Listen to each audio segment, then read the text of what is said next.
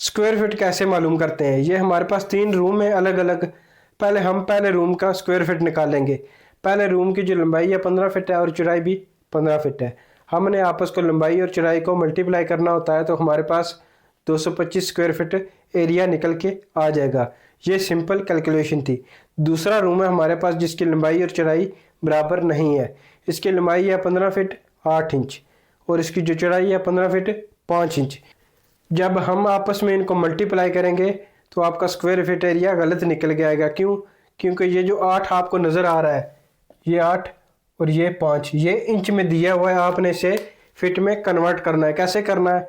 आपने 8 को 12 पे डिवाइड करना है तो 0.667 ये आपका फिट में कन्वर्ट हो गया। ये जो 5 आपको नज़र आ रहा है इसको भी 12 पे डिवाइड करना है, 0.417 ये फिट में कन्वर्ट हो गया। अब आपने क्या करना है? 15.667, क्योंकि 8 की जगह आपने इसकी जो कैलकुलेशन आपने की है वो यहाँ पे लिखनी है। मल्टीप्लाई 15 फिट पॉइंट इसकी जगह लिखना है 417। जब आपस में इनको मल्टीप्लाई करेंगे तो आपका एरिया कितना निकल के आएगा? 241.538 स्क्वायर फिट। ये आपका एरिया निकल के आएगा दूसरे रूम का। जो तीसरा रूम है हमारे पास, इसकी लंबाई तो 15 फिट है लेकिन चौड़ाई बराबर नहीं है। एक साइड पे 10 फिट है, दूसरी साइड 6 फिट है। अब आपने क्या करना है? 10 और 6 को जमा कर देना है, आपस में 2 पे डिवाइड कर देना है। 10 और 6 16 हो गए, 16 को 2 पे डिवाइड किया तो 9 आ गए।